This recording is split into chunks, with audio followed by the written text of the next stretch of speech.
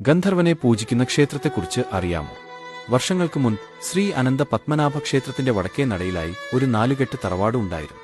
ആ തറവാട്ടിലെ കാരണവർക്ക് 3 പെൺമക്കൾ ഉണ്ടായിരുന്നു. അവരിൽ മൂത്തവളായിരുന്നു ദേവകി. നാട്യകലകളിലും ചിത്രകലകളിലും വൈദഗ്ധ്യ ആയിരുന്നു അവ. മുത്തശ്ശിക്ക് ഏറെ പ്രിയപ്പെട്ടവൾ ആയിരുന്നു ദേവകി. മുത്തശ്ശി പറഞ്ഞു കൊടുത്തിരുന്ന പുരാണ കഥകളിലൂടെ അവളുടെ മനസ്സിൽ ഗന്ധർവന്റെ സ്ഥാനം ഉറപ്പിച്ചിരുന്നു. ഒരിക്കൽ അവൾ തന്റെ കൗമാരത്തിൽ തന്റെ സങ്കല്പ നായകനായ ഗന്ധർവന്റെ ചിത്രം വരച്ചു.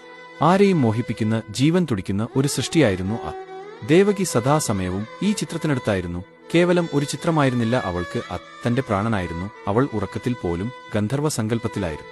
കാലങ്ങൾ കടന്നുപോയി. അവളുടെ 2 സഹോദരിമാരുടെയും വിവാഹം കഴിഞ്ഞു ശേഷം ദേവകിയുടെ മാതാപിതാക്കളും ഇഹലോകവാസം വെടിഞ്ഞു. അവൾ ഏകയായി. എന്നാൽ അവൾ ഒറ്റക്കായിരുന്നില്ല. ഗന്ധർവനുമൊത്ത് ഇല്ലത്ത് വാഴുകയായിരുന്നു. നൃത്തവും മധുര സംഭാഷണവും കൊണ്ട് അവളുടെ രാത്രികൾ പ്രണയസുരഭിലമായിരുന്നു. പ്രദേശവാസികളും സഹോദരിമാരും അവളുടെ ഈ പ്രവൃത്തികളിൽ അസ്വാസ്ഥത പ്രകടിപ്പിച്ചു. അവൾ ചിത്തഭ്രമം ബാധിച്ചിരിക്കുന്നു, അവളെ പൂട്ടിയിടണം എന്നായി സംസാരം. അങ്ങനെ ദേവകിയും അവളുടെ ഗന്ധർവ സൃഷ്ടിയും ഒരു മുറിയിൽ ദിവസങ്ങളോളം അടക്കപ്പെട്ടു. പക്ഷേ അവളെ ഇതൊന്നും ബാധിച്ചിരുന്നില്ല. ഗന്ധർവൻ എന്ന നിത്യയൗവനം അവളിൽ തുടിക്കുന്നുണ്ടായിരുന്നു. മാത്രമല്ല ജരാനരകളോ ശരീരത്തിൽ പ്രായത്തിന്റേതായ ചുളിവുകളോ ഉണ്ടായിരുന്നില്ല എന്നത് എല്ലാവരെയും അത്ഭുതപ്പെടുത്തിയിരുന്നു. ഒരിക്കൽ മഴയുള്ള ആ രാത്രിയിൽ അവളുടെ സങ്കല്പം യാഥാർത്ഥ്യമായി. പാലപ്പൂവിന്റെ ഗന്ധം എങ്ങും വീശുന്നു.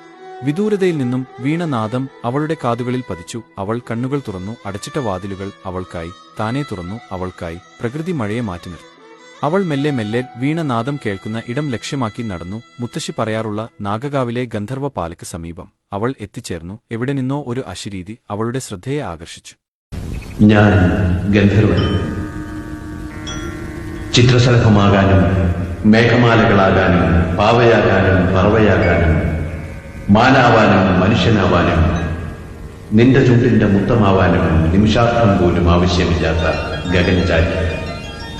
പിന്നീട് ആ ഇല്ലത്ത് അവളെ ആരും കണ്ടിട്ടില്ല. ഒരു പക്ഷേ അവൾ ഗന്ധർവനുമൊത്ത് ഗന്ധർവ ലോകത്തിൽ പോയിരിക്കാം. വർഷങ്ങൾ പിന്നിട്ട് ആ ഇല്ലത്ത് താമസിക്കാൻ എത്തിയ അടുത്ത തലമുറക്കാർക്ക് ഗന്ധർവന്റെ സാന്നിധ്യം മനസ്സിലാക്കുവാൻ തുടങ്ങി. അമാവാസി ദിവസങ്ങളിലും പൗർണമി നിലാവുള്ള ദിവസങ്ങളിലും വീണനാദങ്ങൾ അവളുടെ കാതുകളിൽ കേട്ടു. സന്ധ്യാസമയങ്ങളിൽ പാലപ്പൂവിന്റെ ഗന്ധവും അവിടെ പതിവായി. ഒടുവിൽ ഒരു ജ്യോത്സ്യന്റെ സഹായത്തോടു കൂടി ഗന്ധർവ ചൈതന്യത്തെ ആ ഇല്ലത്ത് നിന്നും മാറ്റപ്പെട്ടു. ശേഷം ഈ ഗന്ധർവ ചിത്രം ഒരു ഭക്തയായ അമ്മയുടെ കൈകളിൽ എത്തുകയും ബ്രഹ്മശ്രീ തുളസീധര സ്വാമികളുടെ നിർദ്ദേശപ്രകാരം തിരുവനന്തപുരത്തെ തന്നെ അതിപ്രശസ്തമായ തൊഴുവൻകോട് ശ്രീ ചാമുണ്ഡി ദേവി ക്ഷേത്രത്തിൽ സമർപ്പിക്കുകയും ചെയ്തു. ഇന്നും ആ ക്ഷേത്രത്തിൽ ആ ഗന്ധർവ ചിത്രം ഒരു പ്രതിഷ്ഠയായി അവിടെ കാണാം. തേടും വനചന്ദ്രകാന്തിയിൽ സോമം പോൽ